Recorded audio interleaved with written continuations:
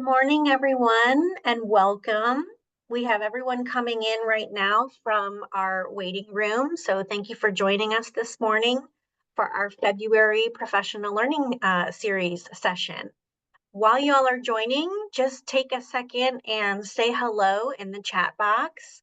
Let us know your name, and if you don't mind telling us your role. We have lots of folks in K-12, but also in higher education. So we like to see who's here. And if you'd like to share something you're looking forward to, it still feels a little bit like a new year in 2025, even though we made it through January. So we're here. I know I'm here in Austin. Some of us are here in Austin with some very interesting weather. And yeah, just take a minute and go ahead and say hello in the chat. A couple of things that are on your screen. It's great to see everyone. I always like to see some familiar faces, and I know you all are extremely busy. So we want to pack this with a lot of really great information on the Texas First program. So you all are really familiar with Zoom and the chat. We're in webinar mode, so attendees are muted, but we do encourage you to put any and all questions you have in the Q&A box. We have saved some time at the end to address those questions. You can put them in the chat, but they do disappear from the chat. But we will, track them. We have Jared will be dropping links. And we have lots of folks joining us this morning. So I see lots of familiar faces and names in the chat. So while you all are doing that, we're going to go ahead and get started. We have 90 minutes this morning to cover lots of great information. A few housekeeping items. We are already recording. All of our webinars are recorded and sent out to everyone that registers. So we had over 300 people register. We know not everyone can join us for every session that we do, so we follow up with a recording. Again, just please use the Q&A function in Zoom to ask questions. I would encourage all of our panelists and our guest speakers, if you would like to answer those and you see them in the Q&A box, feel free to, but we will also have some time at the end to address them. If you see a question and you want to type in a quick answer, we have no problem doing that. Our recordings are also posted on our webpage. We have a professional learning series landing page or URL that will pop in there. It's also on our resource document. And we also summarize the session, send it in an email follow-up. And also Jared is our blog writer. So he writes a blog on the session as well. So you'll get lots of great information. Don't feel like you have to track all of the links as we drop them in. We give them to you on a resource doc. So. All right, we're going to go ahead and get started. This is the Texas First program, a really, really wonderful program for rewarding Texas's early graduates. So the program itself is designed to keep Texas's best and brightest students on track for post-secondary success. And in our session today, our staff from the coordinating board, as well as the Texas Education Agency, plan to share updates and data related to the program. We have some really great FAQs that we've put together on navigating the program and the eligibility. We have counselor steps, we have some student steps, and we also hope to curate some more resources for you all. We really want to support students through the process from start to finish. We'll also have a chance to hear from a parent perspective. And we can hop to the next slide, which is our agenda. So we'll take a couple of minutes to just welcome you all and do intros. We're going to talk a little bit about a refresher on the Texas First program and what it is. We have some information from our agency as well as TEA on the counselor role and resources and where you can find everything to guide your students. We have a student scholarship story, which we always like to tell. We have a parent here joining us this morning, Josie Bruner, to talk about her daughter's experience with the scholarship. When you all register, we ask you for some bright ideas and some feedback on what you all do and what you all need, so I'll share those. We're going to briefly go through some resources and spend some time answering your questions. So the next Slide is just our team saying hello. We actually only have two of us here this morning because we have split up. We have Andrea and Lauren, who are typically in these webinars, are presenting this morning at the Career and Technical Education Conference, CTAT, in San Antonio. So Jared will be dropping links as well and covering some information in the webinar. And then we have some wonderful guest speakers that we collaborate from our agency and others. I will kick it over to Suzanne to say hello. Good morning, everyone. Suzanne Morales-Vale. I'm a senior director in the Division for Student Success. I also work very closely with TSI and College Readiness from the Higher Ed Coordinating Board. Perfect. Thanks, Suzanne. Alex, you want to say hello? Hello, good morning, everyone. My name is Alex Bobe. I'm one of the managers here at Student Financial Aid Programs. Particularly, I focus in the operations area of our division, where we do a lot of focus and work on the Texas First scholarship program. Thank you. Thanks, Alex. Ashley? Hi, I'm Ashley Hermes. I'm a lead curriculum specialist on the special projects team for the curriculum and standards student support division at TEA. And I do support the Texas First program on our side of the house, and super excited to join the coordinating board today. Thank you, Ashley. And Josie? Hi, Josie Bruner. I'm a parent, and I'm very thankful that Texas OnCourse invited me so I can share our experiences with this program and hope that it'll be able to grow. So thank you. Thanks, everyone, so much for joining us this morning. Just a couple of preliminary things we like to cover if you happen to be joining us for the first time. Texas OnCourse is a state initiative here at the coordinating board, and our resources and our professional learning are to provide advising professionals with the resources as well as the community here this morning that they need to deliver exceptional college and career advising for every student across the state. Okay, so we have a really quick quiz. I think a lot of you are going to get A's on this quiz. Jared's going to launch a poll.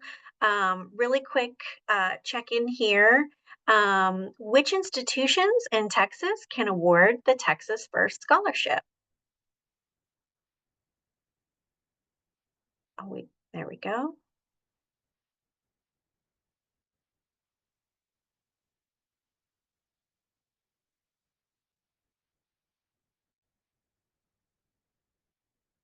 I see lots of 100% on here.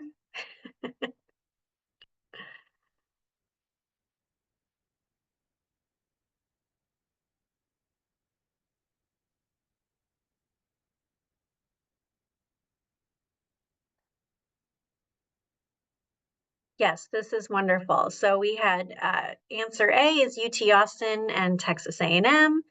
There are 10 universities in Texas that will accept the Texas First Scholarship. I understand that answer because that is how the program rolled out. So I think it started with 10, and all public universities in Texas, which is the correct answer. So well done, everyone. You get a round of applause. You already know a fun fact about this scholarship and the program.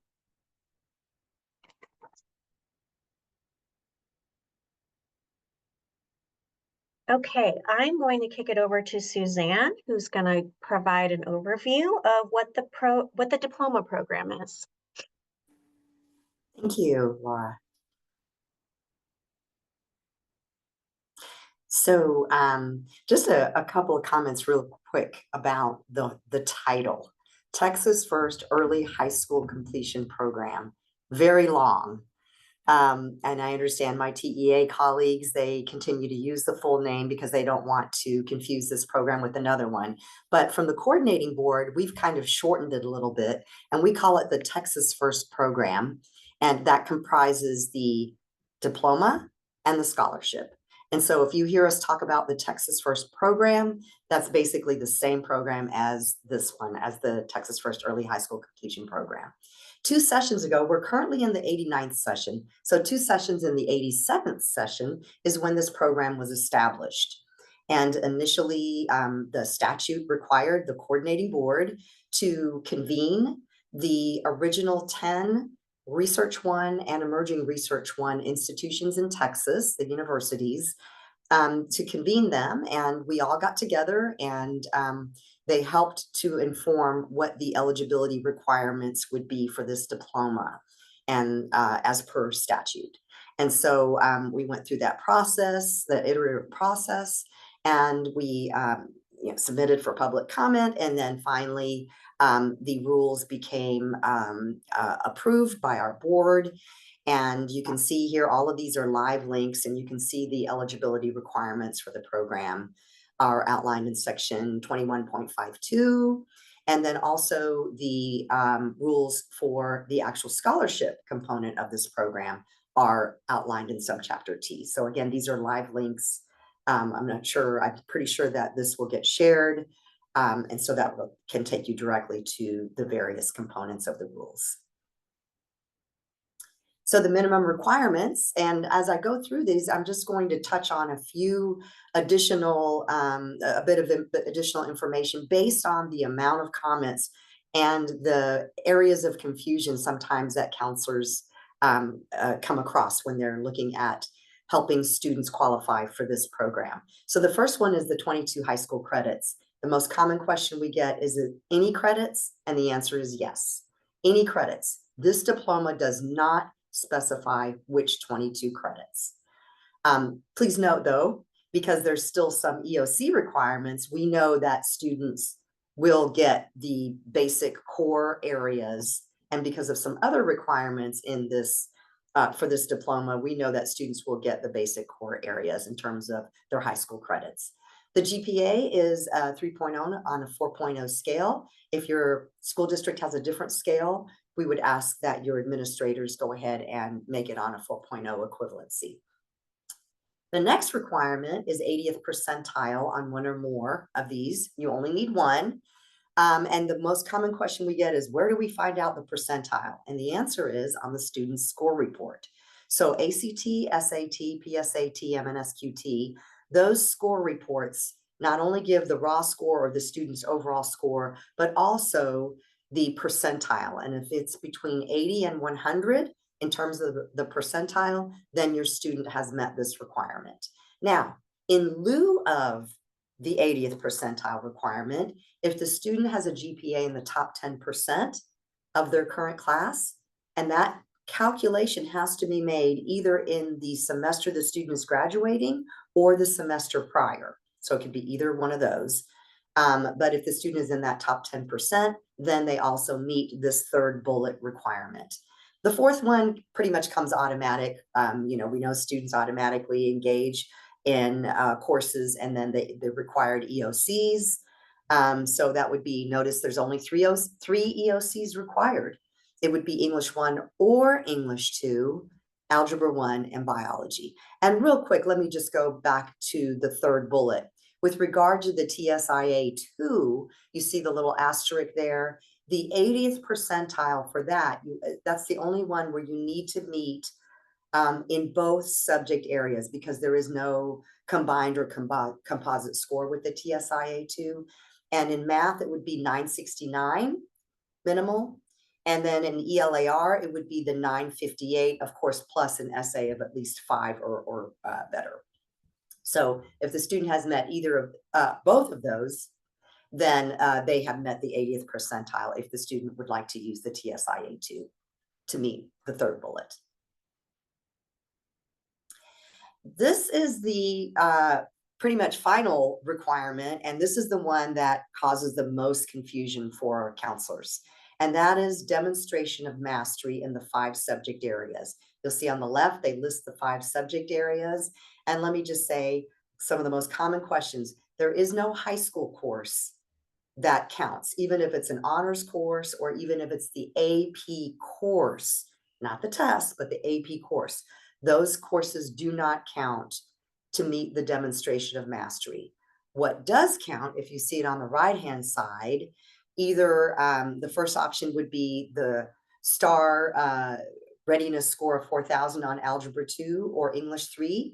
We know that those assessments are no longer administered, but all of the test scores that we talk about for demonstrating the eligibility for this diploma, all of those scores are valid 5 years from date of testing. So TEA, I believe, stopped administering in 2021. So we're still within that 5-year time frame. There may be some students who actually have these scores and can meet the qualification by using these EOCs. So we wanted to go ahead and include those in the rule.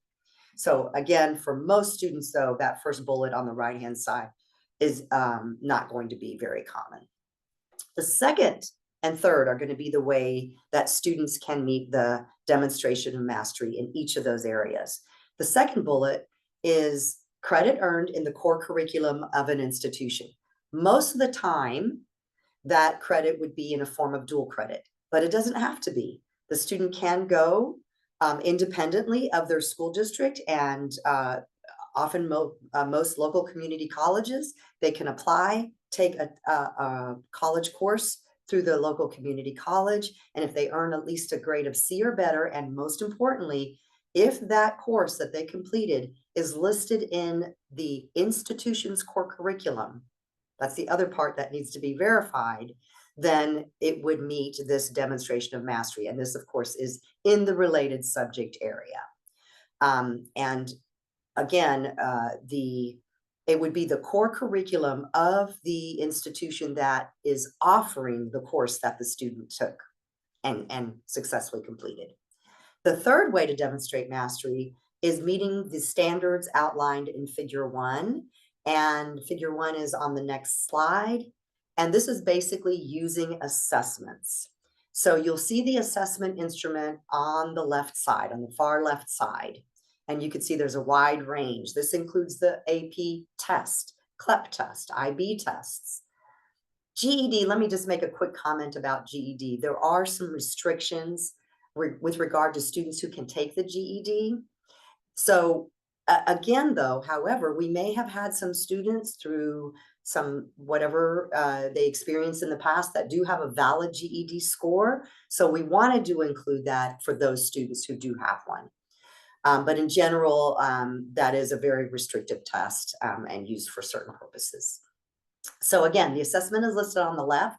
Then you've got the 5 subject areas. You've got English, math, science, social studies, and language other than English. So if you go down, for example, if you look at SAT and the English subject area, the test is the evidence-based reading and writing, or EBRW, and the student has to meet at least a 480, and they would then meet the demonstration of mastery in the English subject area if they met that one criteria. And there's a lot of different options. Okay, so that was just one example. Now, the area that is most confusing, again, is the language other than English. So first of all, high school, again, high school classes don't count. So if they took Spanish 1 and Spanish 2 in high school, those don't count. And the first one there in the SAT row, SAT, ST. ST stands for subject test. Now, again, SAT stopped administering subject tests a couple of years ago. However, again, just like that English 3 and Algebra 2 EOC, the student may have taken a subject test while they were still administered, and we want to allow students to be able to use those if they're still within the 5 years of the allowable use for the test.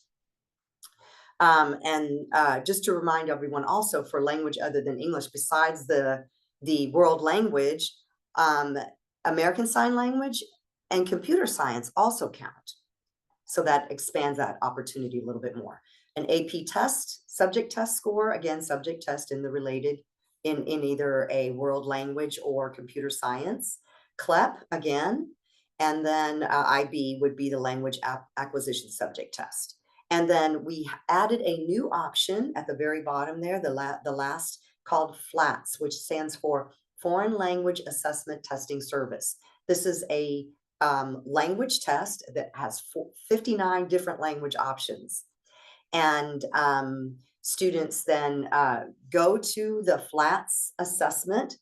They can Google it and click on that link. It's administered through Brigham Young University.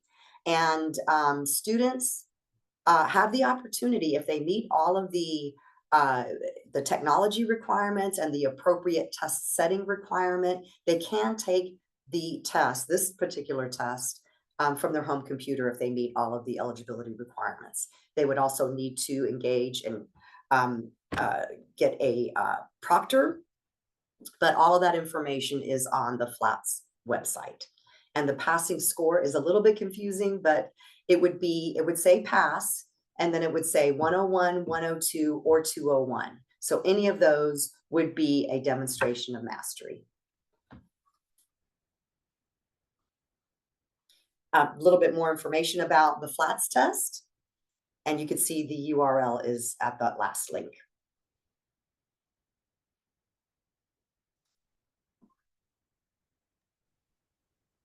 Okay, thank you, Suzanne. I'll go ahead and take it over. I'm Ashley again with TEA. So I saw that most of the audience are high school counselors, so we welcome you guys, and we're excited to share this information. This right here is a notification that beginning in the 23-24 school year, upon a student's initial enrollment in high school, so when they enroll in the 9th grade, school districts must provide written notification to students and the student's parent or guardians, listing those eligibility criteria for the Texas First program and the Texas First Scholarship program. You guys have so much on your plate that you're juggling, so to make your jobs a little bit easier, there is a nice one-pager that you can locate. It's at the QR code as well as at the URL that's on your screen, provided by the coordinating board. And you can print that out or provide that digitally to your students and their families. And that would satisfy this requirement of notifying all students of this program. So going back a little bit in history, so this program was first initiated a couple of sessions ago, but in this prior session, the 88th legislature, they actually extended the scholarship opportunity from the original 10 research institutions in the state to now being eligible for all Texas public institutions of higher education. So what does that mean? That means it includes all public community colleges, state universities, and state technical colleges. So super important. I know there was a question in the chat regarding, does the scholarship count towards private schools? Unfortunately, the answer to that is no. It is only for Texas public institutions of higher education. Also an important note, and I believe our colleague Alex will go more into the scholarship, but just to let you guys know, the scholarship award will expire at the end of the first academic year following a student's high school graduation. So students graduating from the program are encouraged to start college immediately to take full advantage of that scholarship opportunity. So this message here, and I think my next following slides that I have are really messages directly to the high schools and high school counselors, but I feel like it's really valuable if we have any parents online today as well, just to be aware of this information that's going on at your high schools, kind of on the back end, ensuring that your students can get through and navigate towards completion of the program. So first off, students who earn a diploma by satisfying the requirements of the Texas First program, this must be indicated clearly on the transcript. Just to let the counselors know, we did recently update the minimum standards for the AAR, that academic achievement record, also known as the transcript. So if you haven't yet, go ahead and take a look at those updated minimum standards, and you'll notice that this requirement is listed in there. So if a student completes this program, it should be indicated on the transcript. In addition, students who successfully complete this program also earn the distinguished level of achievement. And this should be notated on the student's diploma and transcript as well. And we'll go into more details on how that's coded in TREX, as well as how to report that in PEIMS. So as I mentioned, PEAMS, we do have a couple of data elements that are specifically for the Texas First program. If y'all haven't taken a look at PEAMS here recently, it does have a new look and feel with the new API formatting that was launched earlier this academic school year. So looking at the Texas First program, the data element E1736 in the TSDS for PEAMS is now used to report how early students graduate by completing the Texas First program. And so you'll see here that is that indicator that you would select. And just to let you know, this data element is to be reported on the graduate record in submission 1, and that would be the fall submission for PEAMS. And you'll notice I said how early the student graduates. Students can graduate 1 or 2 semesters earlier, maybe earlier. But what we really care about is, was it less than 2 semesters early, or was it 2 or more semesters early? The reason for this is it does have financial aid implications.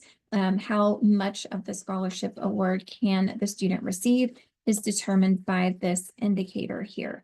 So the O1 is for the students who graduate 2 or more semesters early, and then the O2 would be for those students who graduated less than 2 semesters early. Ashley, if I could just make a quick comment, because this is another common question that we get. Some counselors believe that it's either 1 semester or 2 semesters, that they can't graduate any earlier than that. And that's not correct. They can graduate anytime at the point when they meet the eligibility requirements. That is correct. Thank you, Suzanne.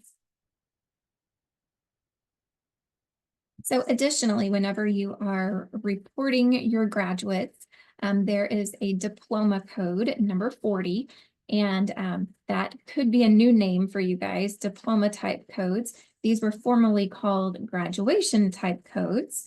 So that's something new in our system, but it's still in code table 62, or that CO 62 in PEAMS. And you'll see here that code descriptor of what you'll find in PEAMS. So code 40 for those Texas First graduates. And then also beginning in that 23-24 school year for those graduates, districts will use new data elements to report those graduates who earned the distinguished level of achievement.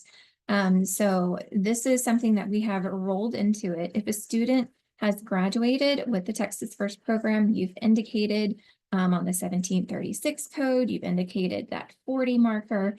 If you submit the PEAMS submission for fall without indicating that the student earned that distinguished level of achievement, you would receive a fatal error. So we have it built into the system that whenever you select that 1736, that 40 code, you must also select the student earned that distinguished level of achievement. And that is indicated by that data element E3089. I know lots of codes, but you guys know this stuff. So in addition to PEAMS, we also have the transcript information. So the Texas Records Exchange System, also commonly known as TREX. Within this data system, we also have data elements, and we have TE 148. It was added to the TREX system, I believe about 1.5 years ago. And this is what you guys will use to indicate completion of the Texas First Early High School completion program on that high school transcript. And if you're curious, if you're are a data guru, this is the image that you will see within the TREX standards indicating the program. So additionally, and this is just to emphasize that point, in PEAMS and in TREX, please make sure that Texas First students are always listed as being distinguished level of achievement graduates. And you will also see this indicator that's in TREX. Again, a fatal will occur if you try to do one and not the other. So very important to make sure that students are recognized for earning that achievement. Ashley, just a quick comment about the distinguished level of achievement, and that is automatically conferred to the eligible Texas First graduate. They do not need to do anything else. You know, there's a common question about, do they need to complete Algebra 2? The answer is no, they do not. They automatically get the distinguished level of achievement, a graduate they conferred upon meeting the eligibility requirements. And I think we have a couple of questions. Can that be included in the district student handbook for everyone to have? I would say that's a local decision to make, but you guys are welcome to include that information. Anything that you see here. Okay, Suzanne. Thank you, Ashley. So just kind of some steps, some recommended steps, some guidance to help navigate through this. So as Ashley mentioned, the school district has to notify the parents and the students of this option when they enter in the 9th grade.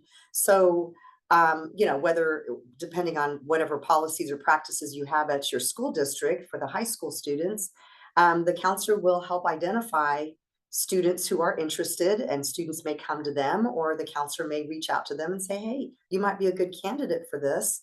And then the counselor will review the student's record to verify eligibility or to provide guidance for students to meet eligibility by the time they want to graduate.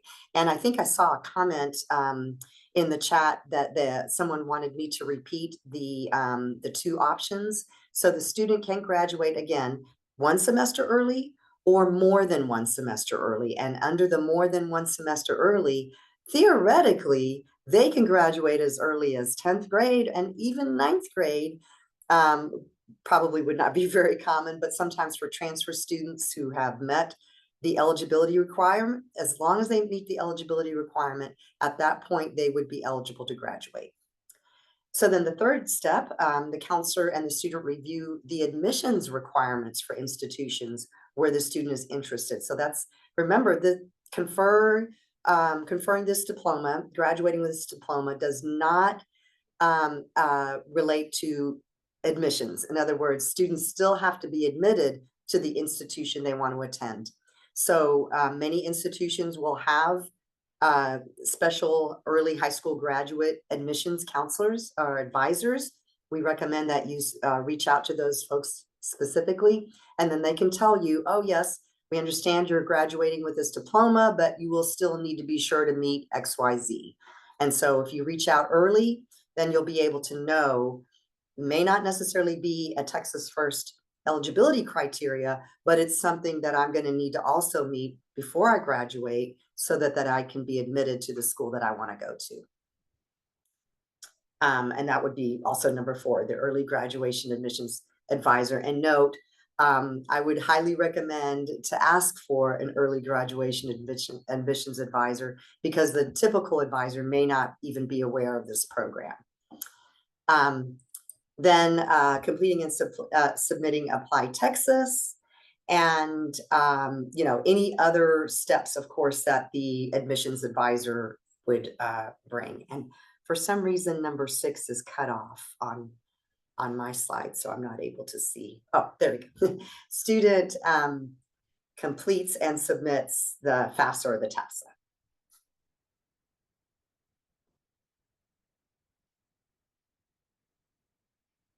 And this is very important, the diploma verification. A counselor or the designated school district administrator completes and submits the verification form after the student has graduated. So the student, you have to have a graduation date on this. And a very other common question we get from counselors, what about documentation? So this verification form basically just verifies that the student has met all eligibility requirements. However, documentation for those requirements is kept locally at the school district, either digitally or just traditional paper.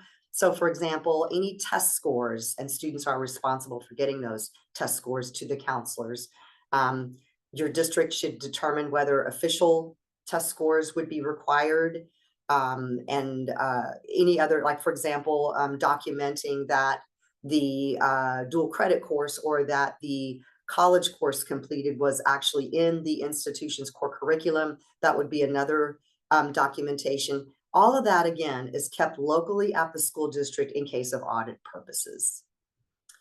So, and then the form can be easily accessible within the On-Course Academy, and there it lists the 2 modules where you'll find the form.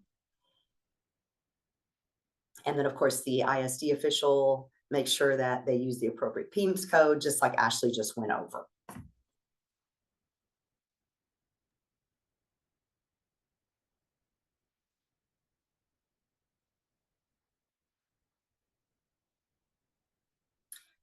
So as far as the scholarship, the student will receive the scholarship certificate once the verification form has been received by our staff, by Alex and his staff, and they will take approximately 10 business days, and Alex will get more into detail about that. And then they will send the scholarship certificate via email directly to the student. So it's very, very important on that verification form that the counselor or the administrator who fills out that form puts the correct email address. And we don't recommend a school email address because that goes away after the student graduates. So a valid email address. Also, just a couple of other comments real quick about verification, the form. Please be sure that the social security number is correct. The student's name is correct, especially students who have 2 last names. Leaving one out, make sure, if there's a hyphen or not. These are all our data folks asked us to relay this to the audience, because these are all things that we have found that make it difficult for us to verify through data the number of graduates and the number of folks who actually receive the scholarship. So the verification form, again, it's very important that it be accurate. Once the student receives that email, check junk mail folders. Then the student goes to the financial aid office at the institution where they will attend, and they identify themselves. Hi, I'm a Texas First graduate. Here's my scholarship certificate. And then the financial aid office staff will then give further instructions, because they are the ones who actually award the scholarship.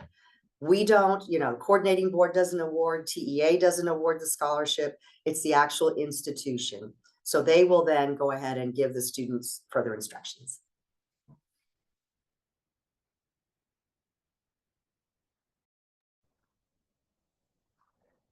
Thank you, Suzanne. Good morning, everyone, again.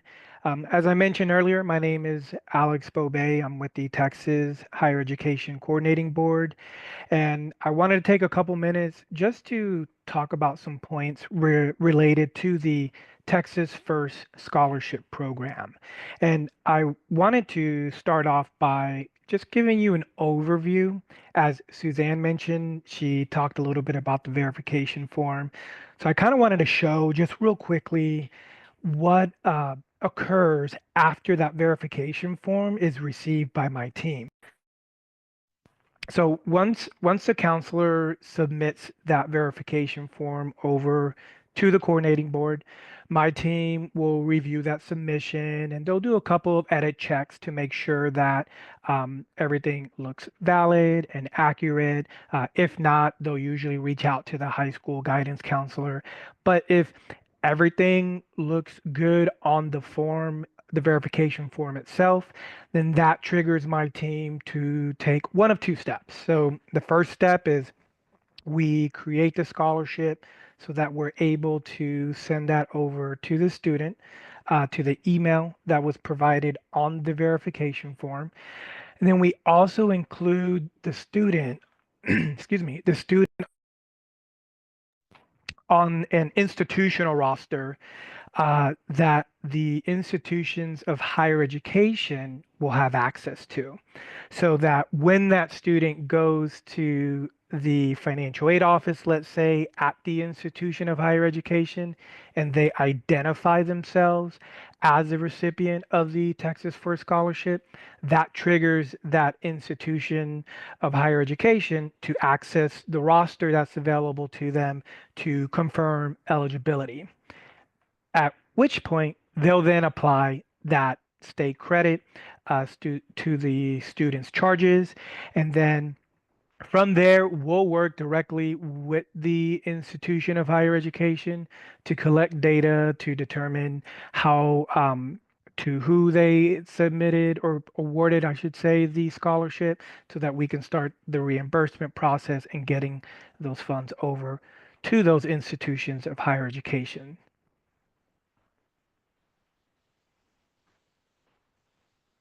So, a couple points about eligibility regarding the Texas First Scholarship. So, to be eligible, a student, of course, they must have graduated early from high school with a Texas First program diploma. They have to be enrolled at an eligible institution. And we mentioned earlier that eligible institutions are all public institutions of higher education. They are required to participate in the program. The other two eligibilities, the student must be a resident of Texas, and then they must be registered with Selective Service or be exempt. As for the amount of the scholarship, the state credit offered to the student is contingent on, and we mentioned this earlier, the number of semesters that the student graduates early, and it's also contingent on the maximum annual Toward Excellence Access and Success Grant or Texas Grant award amount for the applicable academic year. So just to give you an example, based off of the grant award amount for FY26, for fiscal year 26, a student can receive up to 10,858 if their first academic year that starts after they graduated and they graduated 2 semesters sooner or earlier, that would be the amount that they could receive in the scholarship program.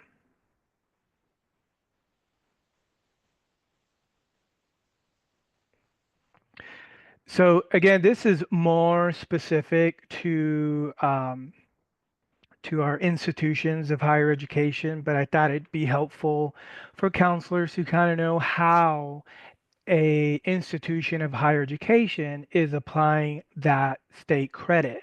So upon enrollment of an eligible Texas First early high school graduate, the institution of higher education, they'll apply the state credit to the student's charges based off of what is equal to the lesser of the two bullet items you see there. So they'll look at the amount of the state credit available to the student, or they'll look at the student's actual tuition, their mandatory fees, and then their other costs of attendance at the institution, and they'll apply the lesser of the two.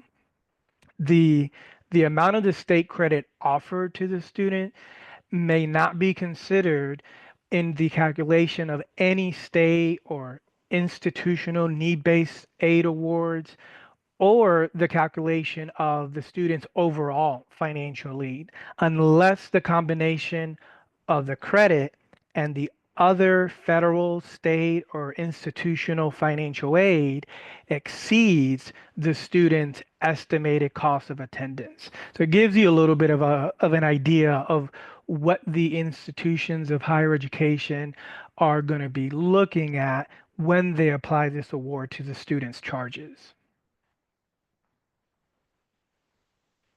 Alex, if I can just add real quick also, just for the scholarship, it is not a needs-based scholarship.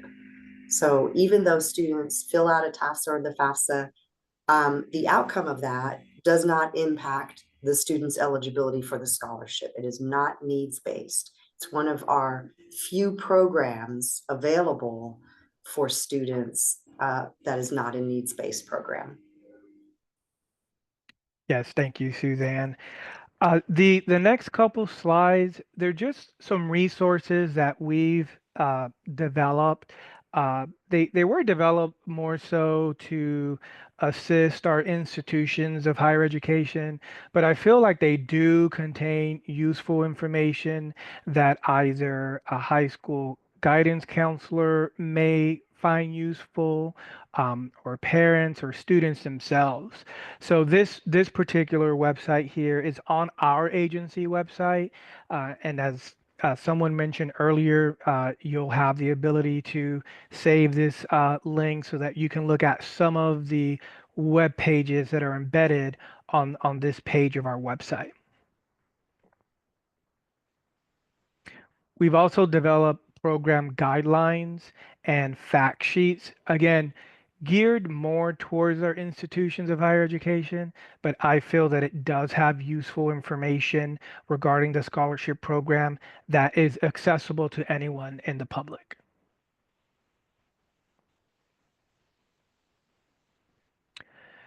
Then the last thing I wanted to touch on, if at any point this is not specific to our institutions of higher education, uh, high school counselors can use our online inquiry. Students can, and they have used our online inquiry whenever they have questions regarding the Texas First Scholarship. This is the link to that online inquiry where you can fill out information about the sender itself, and then we get that information and we'll be able to communicate with that person or entity if they have those specific questions regarding the Texas First Scholarship.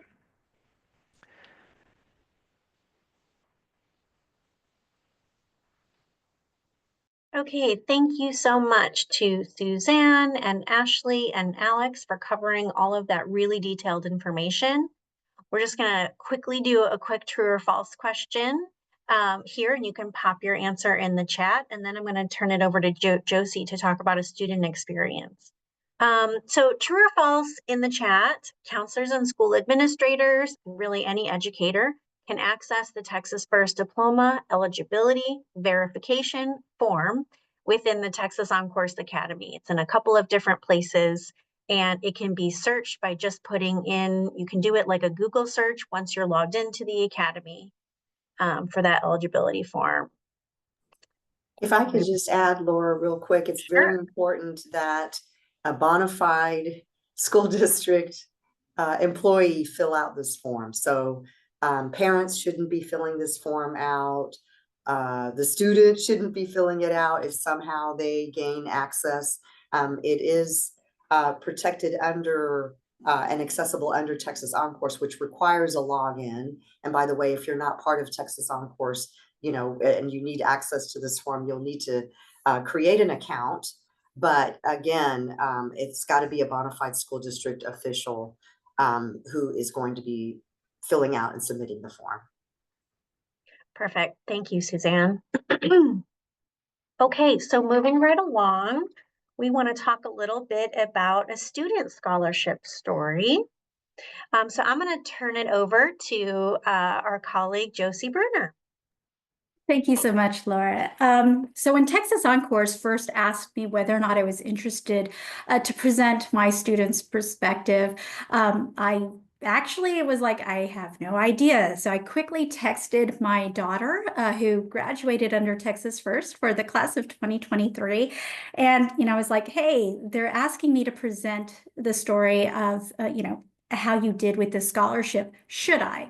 She immediately responded back, yes. Best decision in my life. So I was like, well, okay, well, that says it right there. So I definitely want to make sure that people have information about what my daughter truly believes was life-changing for her. So luckily, they did present some questions that I did consult with my daughter for all of these answers. So yes, I'll provide the parent perspective, but these were also in consultation with my daughter.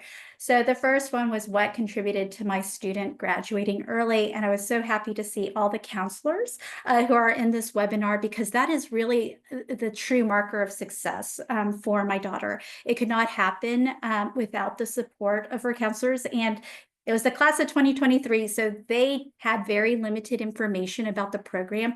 But one of the things that really stood out is, yes, they were trying to learn about what all of the requirements were and help walk my daughter and I through them. But not only that, they communicated very well about things that they didn't know, and especially about the timing for the verification of parts. So, they let me know, hey, this is going to take place in the summer, and we're not going to be here. So they were very upfront about the timeline so that we were not worried about orientation also taking place and all the other decisions that we would have to be faced with and when things would occur, so that we knew exactly like when they would be able to help us and when they basically needed to lend on others in the district who would also be able to provide support. I was very fortunate that the district that my daughter went to school, they offered many opportunities. One is in high school. She was able to earn up to 4 high school credits. That also included Algebra 1. They also have an accelerated math program that allowed them to take geometry as well in middle school. The other things that our district offered was they did allow early testing for college readiness. So my daughter knew well ahead of time before her junior year whether or not she was truly ready for college. And not only that, the district provided a lot of opportunities for her to take college courses through AP, dual credit, or on-ramps as early as grade 9. So how did the scholarship actually help my students succeed? So, on the surface, it's a 1-year scholarship, up to $10,000, but really, it does improve affordability with that equation. So one of the things that I didn't really realize at the time is in that very complex equation for student financial aid, what it's really helping is the family contribution side of that equation. So unlike some other scholarships that my older daughter had that were merit-based, they actually would count against a lot of your need-based aid. But for this particular one, like they emphasized, it does not count against need-based aid. It actually does not count against any other merit-based aid that my daughter received. And so really it was working towards the family contribution piece.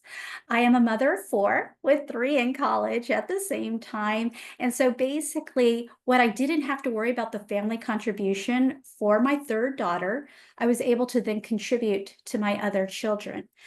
The other things, and these are things that my daughter mentioned, she was able to earn 29 credit hours that all applied to her engineering degree. She is now in her 2nd year and she is classified a junior.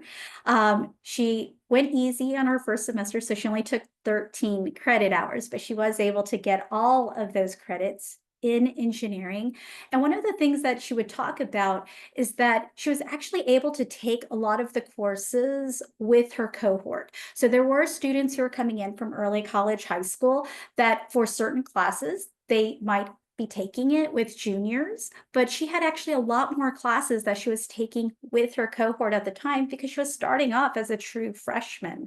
And not only that, like some of the other courses she did take her junior year, they did count towards her core as well. So she didn't have to worry about that. So like I said, she did take it a little easy her first semester, but she was able to make that transition very easily. And one of the other things is that she got advising immediately from her university. And so she did discover a master's program that she can do in 5 years in engineering. And so she's already started that. So next slide. So I will admit, my daughter probably had less concerns than I did about her graduating early. My biggest one was, especially because she knew that she wanted to go into engineering, is I didn't trust that she would be sufficiently prepared. I was like, oh no, you need to have calculus. Like that's the first course you need before you transition. And my daughter did not have calculus. She, had just finished pre-cal. So I didn't think that she would be prepared to do well in a very, what I considered rigorous program at the university level. That was proven wrong. So my daughter is actually now a tutor for the double E major. In fact, she was telling me that she had somewhat of an advantage of just taking the pre-cal and then going directly into the calculus course at the university, because she had no preconceived notions. So a lot of her classmates, they had taken the calculus before, but she was actually able to kind of quickly adapt to the environment. And like I said, actually become a tutor in the subject. The other concerns I had was that she was way too young to enter college, especially because I saw her room and I saw kind of like, oh my goodness, she cannot have a roommate. There's no way this is possible. Again, that was over concerns. So basically, students, they quickly adapt to the environment they're in, and I think it was more for me that I was the one who was slowly adapting to that. Also, I did talk to her a lot, trying to convince her about all of the important events that would take place her senior year, things that I myself remembered very fondly. Unfortunately, my daughter was part of the COVID generation, and so I didn't realize how much that kids, they no longer put as much emphasis to some of those things. And in fact, throughout her whole first year in college, senior year with her classmates, she still maintained a very close relationship, even though she was miles away from them. And then finally, I was like, I didn't understand or trust what the Texas First Diploma was. So I thought like, oh, well, maybe this is something different. Like, are you sure this is the same? It has the same weight or value. And I was very happy to see that, yes, the printed paper, the district, everything, that she was able to graduate from the high school that she started with.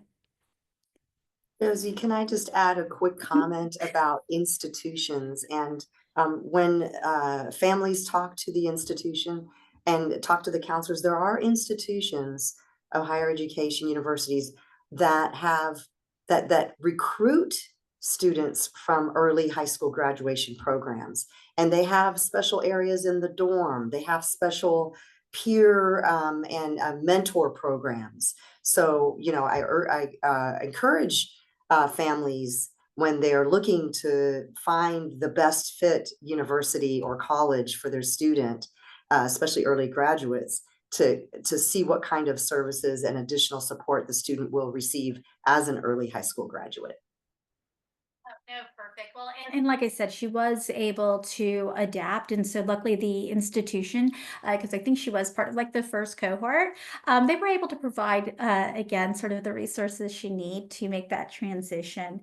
And then also there were a lot of resources that were available to me. I will say I am a little jealous now seeing more resources that are available to students and families. But the checklist came in very handy. One, it was very clear about what needed to be accomplished and by when, knowing kind of like what the assessments that were required. The GED part was a little confusing. I admit that we were like, oh, well, can you just take the GED for some of this? And the answer was no, my daughter did not qualify for that. But the other pieces that we did need, because you do have to apply for college. So that is one of the requirements. You must be accepted.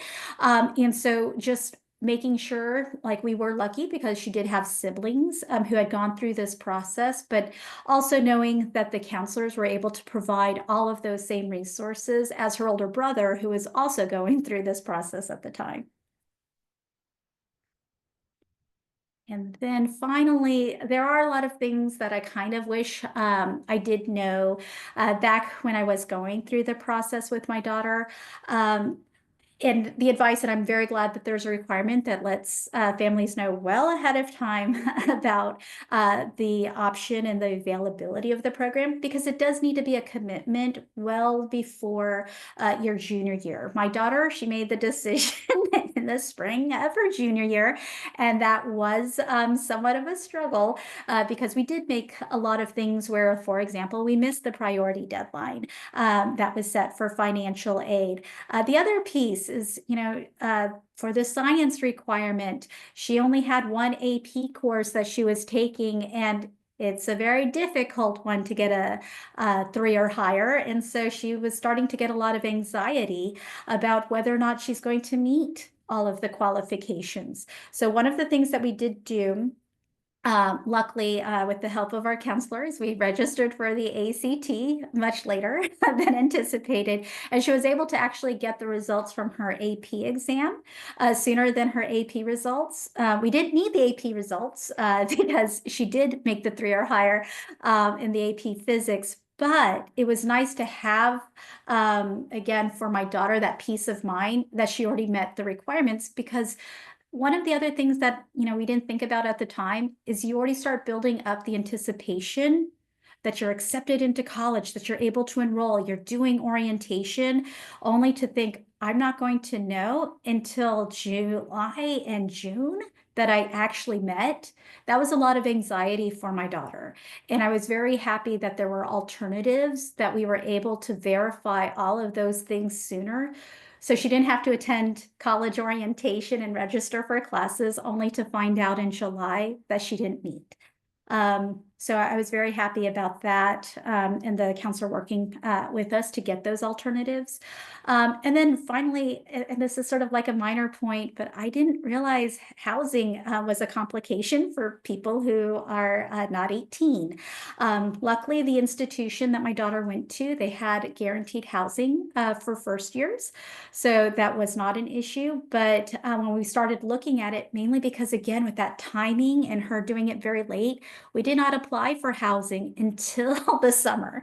And so already my son was even getting things like, oh, you're on a wait list. Luckily, like I said, they had guaranteed housing. So it did not become a factor, but still even having that notification and trying to look at what options were there, it was, again, a little bit of anxiety. And then finally, which in retrospect was very minor, but my daughter did not get to participate in an official commencement ceremony. By the time all of the verifications and she got the diploma, the district does offer it, but she was already attending colleges miles away. And so even though they did present everything to her, she didn't get to actually participate in a true commencement. So thank you. Oh, thank you so much, Josie. I know that as a state agency or 2 state agencies here, it is often very difficult and challenging to find a way to tell very specific student stories and parent stories. So we definitely find this input really, really valuable. We're going to go quickly because I want to give time for some questions that I have seen through the chat and also in Q&A. But a lot of you provided some really great, bright ideas on how you have started already introducing the Texas First Diploma to your students and families, because I really think there's a pretty big parent piece here too, obviously from Josie's just feedback on the whole process. So if you want to pop to the next slide, Jared, these are simple things, but I've seen some of them come through the chat already. Obviously, both of these agencies, TEA and the coordinating board, have produced some resources, and we will continue to do that. So we heard from a lot of folks that registered and are here today that during 8th grade planning for high school coursework, this particular program is shared. And we've also heard that some of these materials are published in district handbooks, course guides. I realize some of you are in very large districts and some of you are in very small districts. So just meeting that requirement to let everyone know as early as possible. I know 8th grade to 9th grade is a big transition year, but I do know also that starting early in math, as a parent of a 7th grader who's sitting in Algebra 1 right now, I started to think about these things when she was like in 6th grade. So lots of early planning. So sharing that during 8th grade, even 7th grade and middle school, I think is a great idea.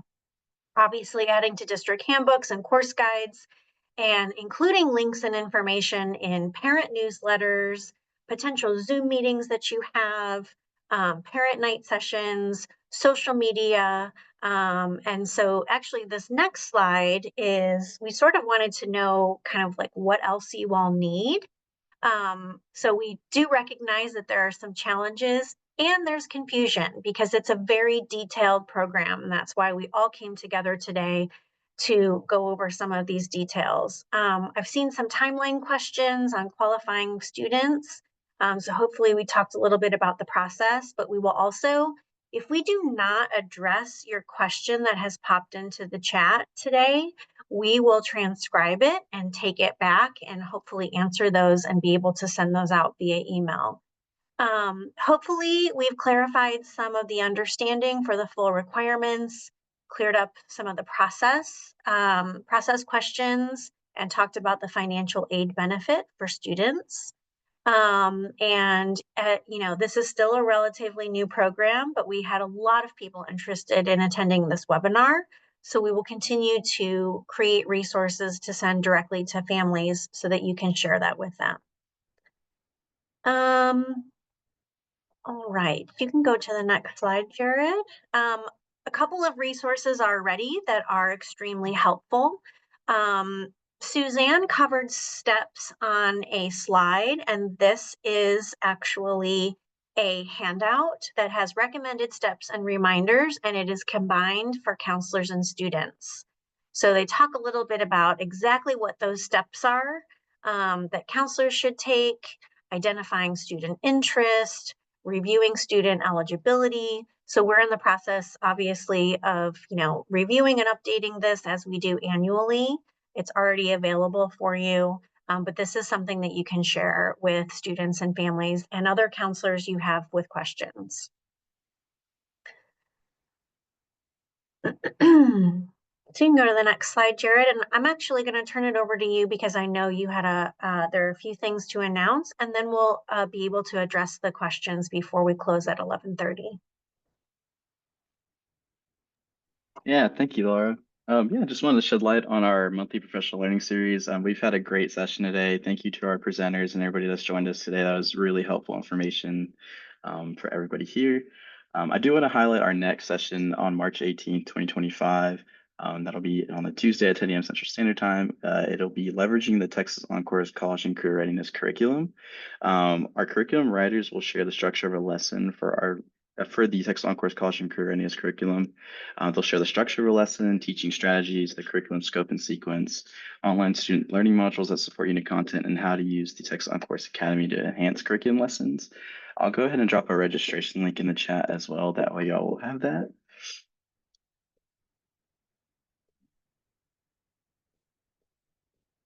So we hope to see you all there. We also have 2 remaining sessions throughout the spring semester, which is the feature of the Texas Oncourse Academy and building a college and career readiness culture.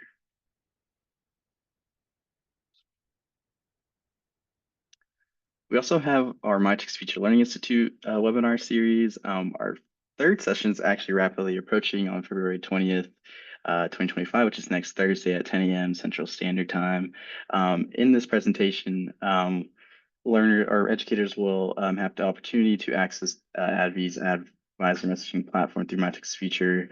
We'll explore the ADV student messaging experience, common ADV topics, the ADV opt-in process in MyText Future. We'll also have a live demo of MyText Future resources within the Texas Oncourse Academy. And then we have a really exciting announcement to share, which is the MyText Future Launch Kit, which is pretty much inviting you all to give out merch to you all, which is like student stickers and pens that are MyText Future branded, and to pretty much help you host a learning event using MyText Future. And I'll go ahead and drop a link in the chat for that as well.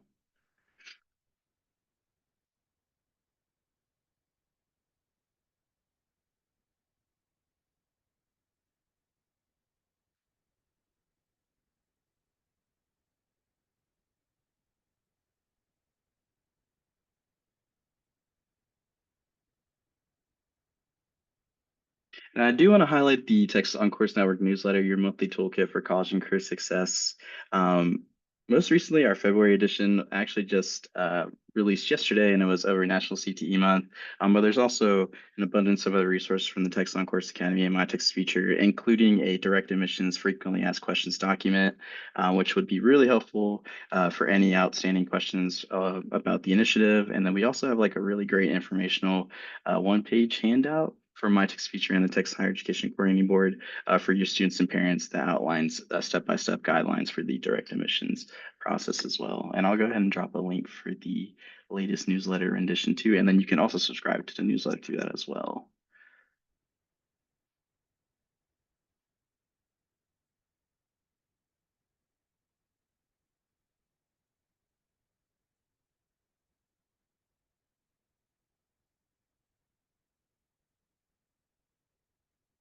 Also want to shed light on our YouTube channel. We're currently at around like 1,000 subscribers or so, but if you miss any of our sessions in particular, you can always go back and look at our YouTube channel. We upload all of our past webinar sessions, including the My Texas Future Learning Institute. So if you miss any of our sessions, feel free to check out our YouTube channel. I'll go ahead and drop that link as well. While you're dropping that link, Jared, I think we could probably transition to answering some of the questions we've seen. Let me just open it up to our guest speakers and see if, are there any particular ones? Go ahead, Ashley. Yes, I saw a question regarding distinguished level of achievement and asking, well, this is 26 credits. How can students earn distinguished level of achievement with the Texas First since it's only 22 credits?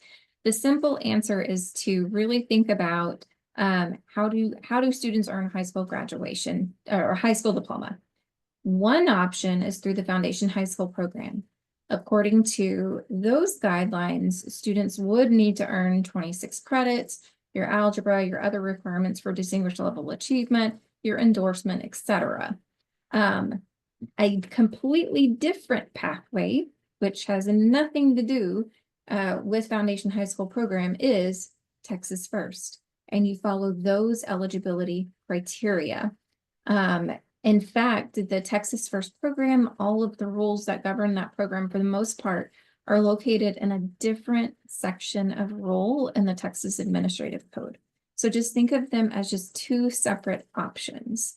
And according to rule, students who graduate under the Texas First program are eligible to be considered distinguished level of achievement graduates. So that the Texas First does not require the same requirements as a student for the Texas Foundation High School program. I hope that helps to clarify. Just two separate programs, two separate requirements. Yeah, thanks, Ashley. That is confusing. It has confused me for a few years, so I'm glad you addressed that. I'm going to take a look. I did want to mention the question on the cohorts and grade levels. Were you going to address that, Suzanne, or did you want to jump in? Sorry. Oh, yeah, I was just going to address the quick one about the 80th percentile. And Ashley, we get a lot of questions about confusion with endorsements and the Texas First diploma. So technically, there are no endorsements needed or required for the Texas First diploma. If a student already has an endorsement, I understand TEA will not recognize that. Is that correct? It's just the fact that they are two separate programs, and Texas First does not have any endorsements in it. And again, the 80th percentile. So just to repeat, for TSIA2, ELAR, the magic number is 958 or better. Also an essay of 5 or better. And the magic number for the 80th percentile in math is 969 or better. And it is also found in the slide, the eligibility slide, I believe it was slide 15, where it is outlined on the bottom of the slide. Thank you, Suzanne. A couple of times we did have some questions, and this would make sense for me to ask as well, on when a student is to be classified as a 12th grader. My initial response or thought around that is that's typically how a school or campus or district tends to handle that information. Go ahead, Ashley. I'll just say that classification is actually a local decision. So how you classify a freshman, sophomore, junior, senior, you should have that in your local school book, school policy handbook that you provide, and that's decided by your board of trustees.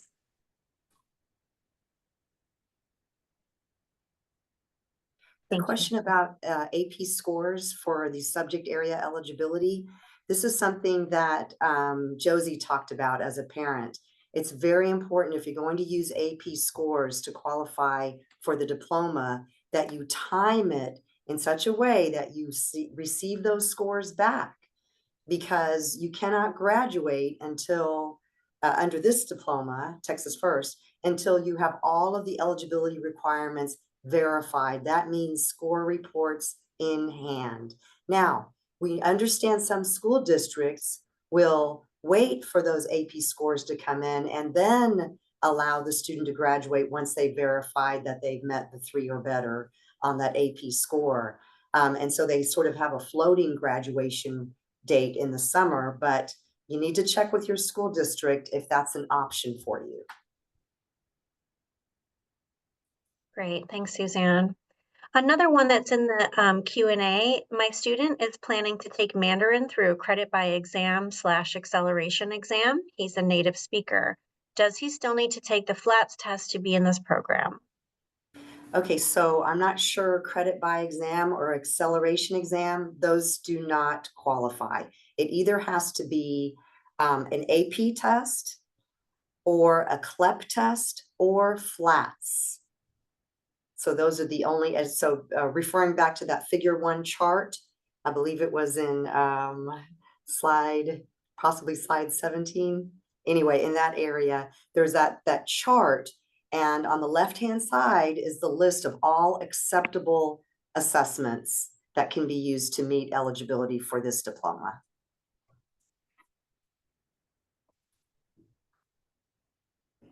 Perfect. I'm going to look in the chat. I see a few. Do they have to use Apply Texas? Can they not use Common App? It has to be Apply Texas.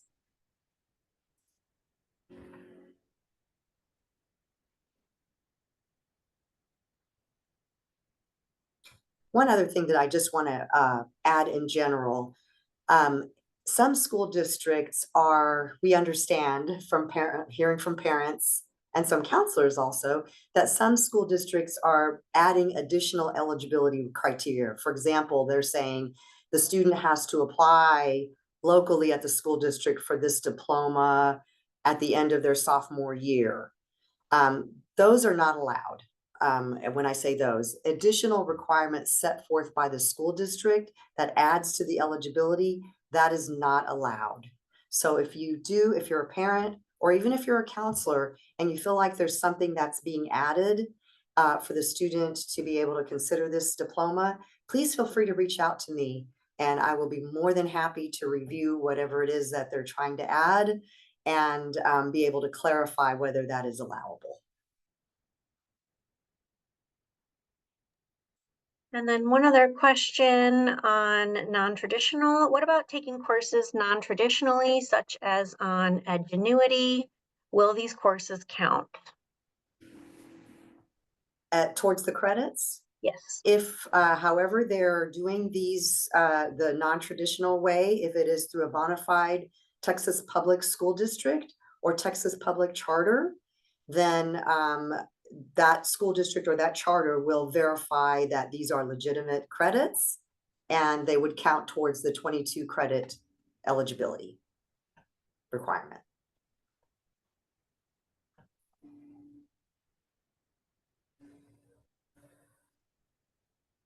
And then one additional question, I think this was somewhat answered. If a student has 26 credits and an endorsement, will the student be eligible for this opportunity? They meet the 22 minimum, but I'll let you answer, Ashley. Sure. So students who have followed the Texas Foundation High School program are welcome to be a Texas First graduate as long as they meet the eligibility requirements of the Texas First program. The Foundation High School program is typically your default program that all students are kind of classified as upon entry into ninth grade. But as Texas First becomes more popular, we may see a little bit of a shift for those students who would like to pursue that option. But typically we see students follow Foundation High School program initially, and then they'll make that decision a little bit later on about switching over to Texas First. And that's perfectly fine. Let me answer the computer science AP test question really quickly. It's a very common question. Either of those, the principals or the computer science either of those AP tests would count. Of course, we highly encourage you to contact the institution where the student will attend and see what they require out of those two options. Because in a best case scenario, whatever AP test they have, we would also want that score to not only count for high school eligibility, but wouldn't it be great if it also counted towards the student's degree plan?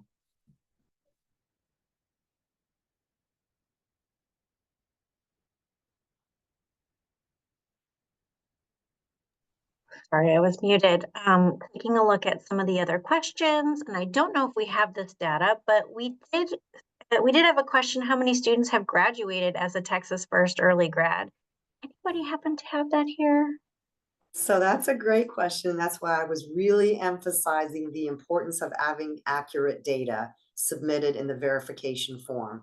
So right now we have roughly 25 students who have not only been correctly reported on PEIMS, they have a verification form, they have been enrolled, they are enrolled at a Texas public institution of higher education, and the institution has reported them for receiving the scholarship. Now, the bigger number, like for example, the numbers that have been reported to TEA using the Texas First PEIMS code is much bigger. It's 177, but not all of those who reported through PEIMS have a verification form.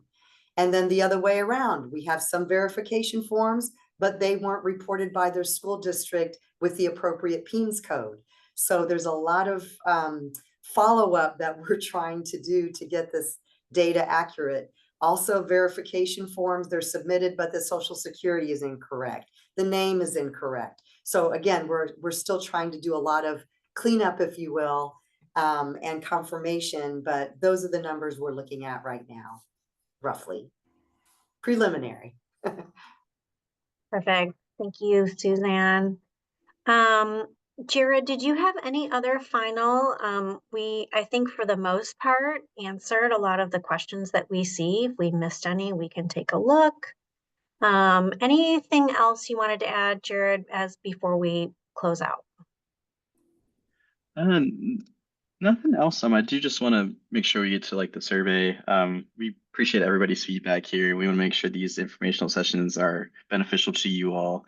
So if you can scan this QR code here, just to take a brief survey, just to let us know how we're doing, it'd be greatly appreciated. And if you can't scan it, don't worry. I'll drop a link in the chat right now. So.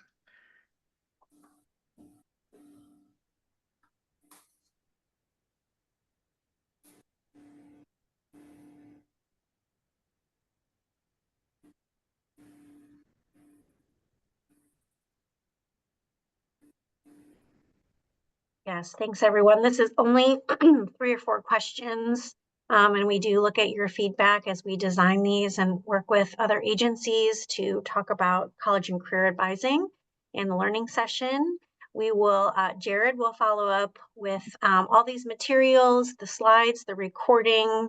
And do you have we will also have a resource document as well that gives all of the links that we've gone over in the session. So special thanks to Suzanne, Alex, Ashley, and Josie for joining us this morning, and to all of the counselors, advisors, and higher ed folks and staff that joined us today. We really appreciate it, and we will follow up with your email with all the information. Thank you, everyone. Have a great day.